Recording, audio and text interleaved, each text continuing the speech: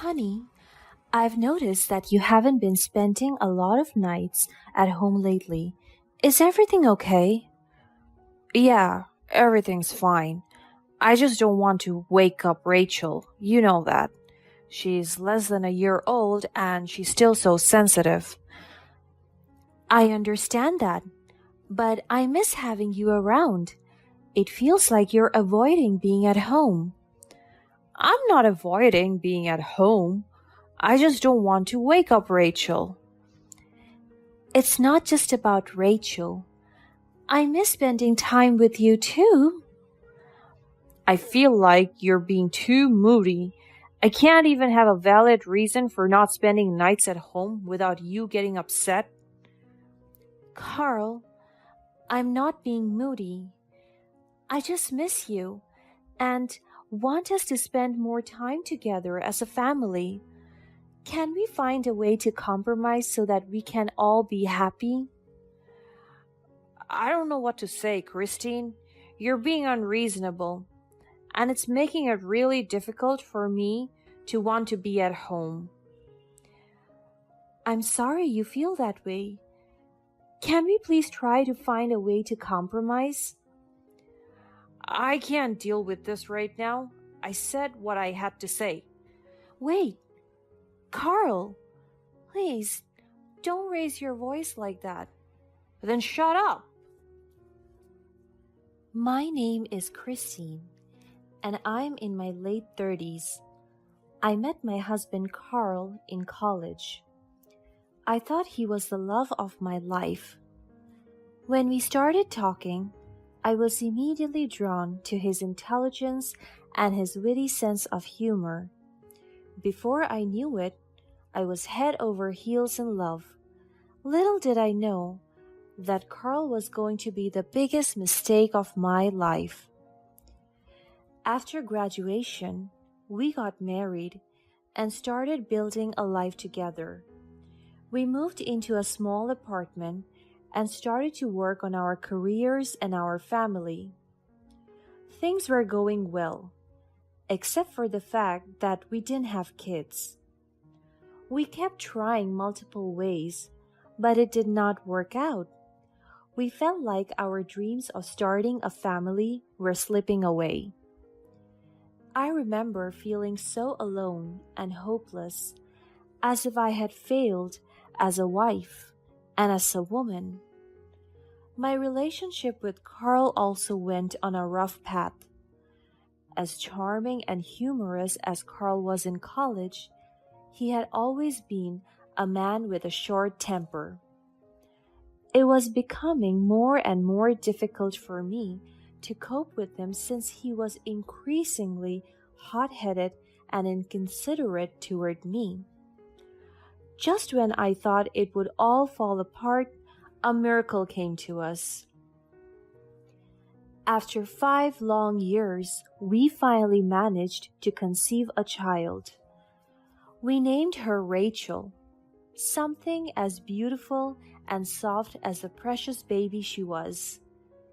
Meanwhile, Carl's career was taking off, and he became a successful businessman. He often worked long hours and traveled frequently. But the good thing about it was that he made more money to afford everything nice for Rachel. I finally felt like our lives were going in the right direction again. Carl wanted me to put my career on hold to become a stay-at-home mom. During the first few months, I found myself yearning to return to work. My dad owned a company, and I worked for him as an assistant and manager in training. I had always loved my job and the sense of accomplishment it brought me. But Carl and I didn't want to leave Rachel for a nanny, at least until she was a little older.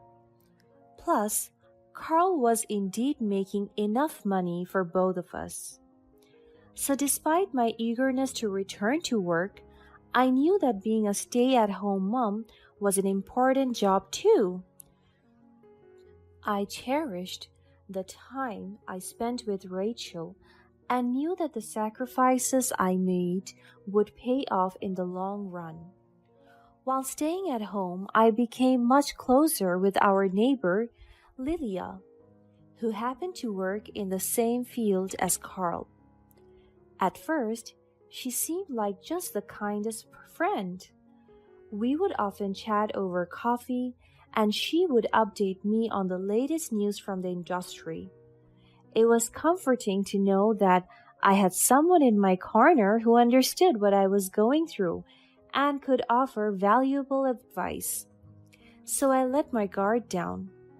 I invited her into our home multiple times, and thanks to my shared professional interest, she got along with Carl immediately. Rachel, our daughter, was a blessing to us, but it was really difficult for me to get her to sleep when she was a few months old. I would spend hours rocking her and singing lullabies, but she just wouldn't settle down. Even when I did manage to get her to sleep, she would wake up very easily. What's more, Carl would often come back home late, which also startled Rachel in the middle of the night. It was tough for both of us, and we were sleep deprived and struggling to keep up with our daily responsibilities. Once again, I felt my marriage getting tense, but I was so overwhelmed that I didn't know what more to do. One day, Carl came up with a solution. He offered to stay at hotels whenever he had to work late, so that he didn't interrupt Rachel's sleep or mine. While I appreciated his thoughtfulness, I did not like the sound of it. Carl was already working long hours, and I didn't want him to spend even more time away from home. Plus, I was having some really strange feelings about this arrangement. But since it seemed like that was the only way to help our little family gain back some peace, I eventually agreed with his suggestion. However, I could never shake off that weird feeling, and soon I found myself filled with anxiety and doubts. Carl began to spend his time at home way less often. At first, I tried to convince myself that it was just because he had a lot of work to do. But as the weeks went by, I became more suspicious. It came to a point where I felt like I had to confront him. That night, I was finally able to sit him down for a serious conversation. Honey, I've noticed that you haven't been spending a lot of nights at home lately. Is everything okay? Yeah, everything's fine. I just don't want to wake up Rachel. You know that. She's less than a year old and she's still so sensitive. I understand that, but I miss having you around. It feels like you're avoiding being at home. I'm not avoiding being at home. I just don't want to wake up Rachel. It's not about Rachel. I miss spending time with you too. I feel like you're being too moody. I can't even have a valid reason for not spending nights at home without you getting upset. Carl, I'm not being moody. I just miss you and want us to spend more time together as a family. Can we find a way to compromise so that we can all be happy? I don't know what to say, Christine.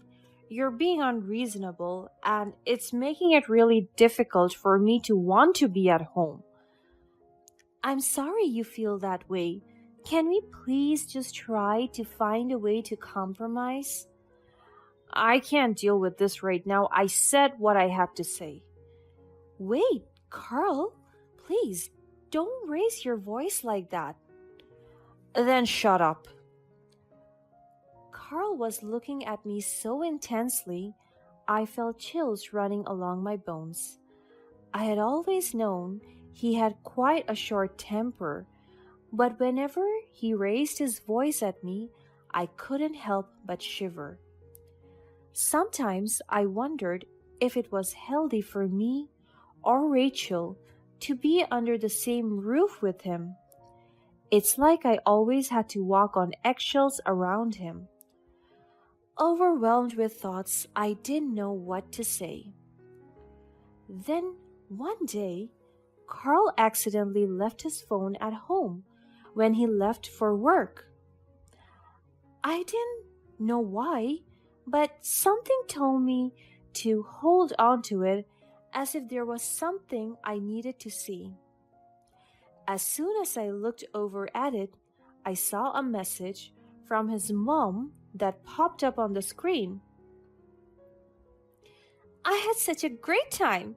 She was delightful. I have no doubt she's indeed the love of your life, honey. My heart skipped a beat. I hadn't spent time with her much, and to be completely honest, I had always felt like she didn't quite like me, and she thought it was my fault that it took so long for us to have Rachel. She's never explicitly said anything about the matter, though. Again, it was just what my instinct was telling me. I scrolled up and saw that my husband's last conversation with her was 2 weeks ago, which was really weird to me. I knew that my husband was talking to his mom way more often than that. Was it because he had been so busy with work, or did he delete some messages? I went over all the other messages on his phone but found nothing suspicious. Suddenly, a thought came to me. I went over his email, and just as I suspected, I found one very suspicious conversation in his spam box.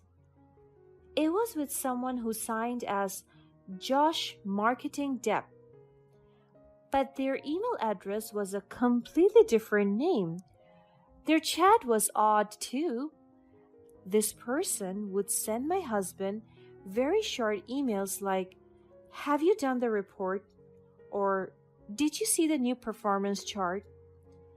And my husband never replied. It looked to me like this Josh was not who he seemed to be. So many thoughts were clouding my mind. At that exact moment, I heard a car approaching our garage door.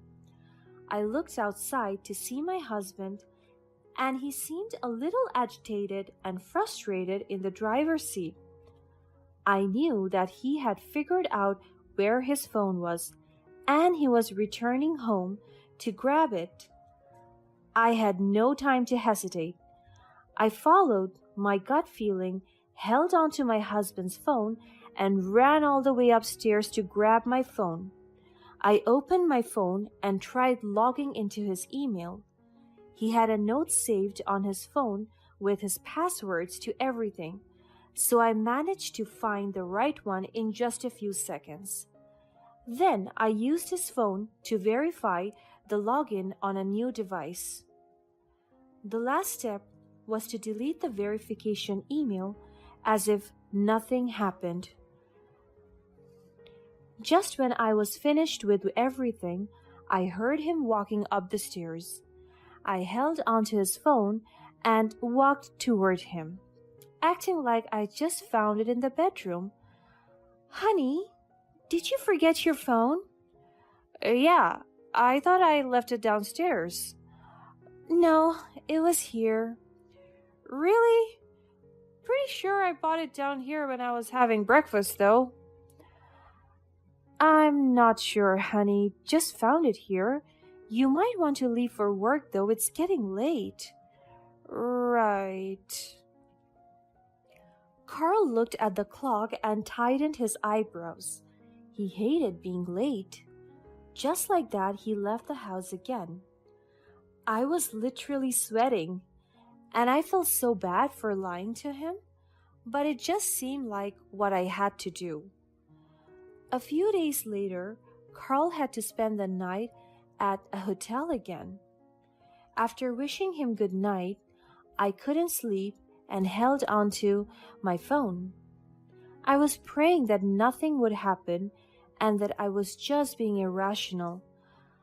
But despite my prayers, the one thing I feared the most occurred.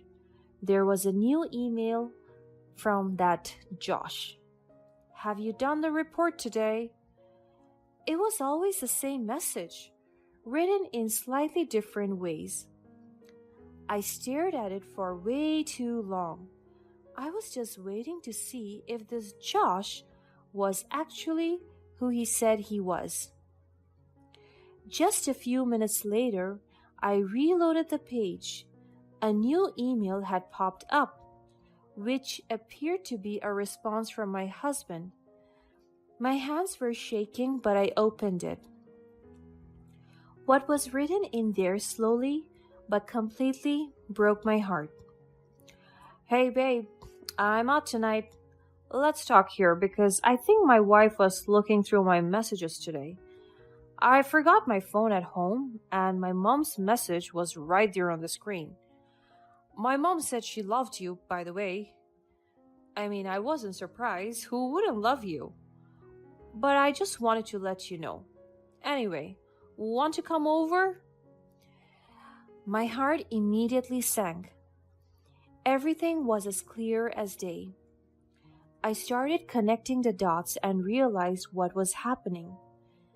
My husband was cheating on me. His mistress would always send him these emails to notify him that she wanted to chat. And whenever he could, he would text her before deleting all of their texts. Apparently, they went as far as seeing his mom together. They were serious. I spent the whole night crying. I just couldn't believe the truth. After so many years of pouring my heart into building the marriage, pulling myself up from there was definitely the hardest thing I had ever done. Eventually, I knew that I had to protect myself and my precious Rachel. We both deserved a better life. The next day, I planned to ask Leela to watch Rachel for me, while I would follow my husband to work. I wanted to find out who his mistress was. At the very least, I wanted to know what I was dealing with. But before I could take any action, the truth hit me like a truck. When I drove to Lilia's house to drop off Rachel, I lingered around a bit to chat. In the middle of our conversation, she had a phone call. I accidentally glanced at her screen for just 1 second when it lit up, but I saw it. The person calling was named Love of My Life with a heart emoji. I immediately thought of the text message from Carl's mom the other day, and once again, my world was turned upside down. It turned out that my husband was cheating on me with my best friend. Despite the countless emotions in my chest, I kept calm. Leela seemed flustered and tried to explain to me that she had been seeing someone, but it was nothing serious. She said that Love of My Life was just a silly nickname they gave each other after watching a nice romance movie. I gave her a smile, thinking of how much she must have been laughing at me this whole time. Of course, I couldn't stay there with her for too long. I brought Rachel back and started thinking about how I could deal with the whole situation. After days of grieving and considering all the options I had, I came up with a plan. First, I called my dad and asked him to find me the best lawyer in the city. Then, I checked my husband's email whenever I could to keep myself updated on what they were saying to each other. Shortly after, I found out that the only reason Carl hadn't divorced me was because of my father's business. He was waiting for me to inherit my father's company before filing for a divorce. Then he would marry Lilia. He wanted half of whatever I owned. No wonder why he had been warming up to my father so much. The truth was hard to accept, but I had cried enough. I decided to use Carl to my advantage. I told him that I had a great business opportunity lined up with my dad, so he could transfer a sum of money to our joint account to secure the investment. I knew that Carl was willing to invest a lucrative opportunity as much as he wanted my dad to trust him. The plan worked out much better than I had anticipated because Carl even borrowed from Lilia more money to invest. There was no contract and no promise, but Carl didn't suspect me for one bit. He somehow thought that I was still that stupid, naive wife. After a few months, the time came for me to take my revenge. I filed for divorce from Carl and sued him for cheating. The news hit him really hard, but I didn't owe him an explanation. I simply left our home and never looked back. Thanks to my dad's powerful legal team, I successfully claimed Rachel's custody and all of our joint properties. Carl was broke and had no choice but to pay up. Lilia left him almost immediately, and her affair with my husband became the news of the industry. She was the laughingstock for everyone, so much so that she had to quit her job. I felt a sense of relief knowing that justice had been served. But at the same time, I was devastated. My marriage was over, and I had lost someone who I thought was the love of my life. However, I knew I had to be strong for my daughter. I used the money that I had won from the lawsuit to provide for her and ensure that she had a comfortable life. We moved into a new home and started a new life together. I got back to work and started to rebuild my career. Over time, everything started falling into place. My career was going great, and I managed to regain that confidence I once missed so much.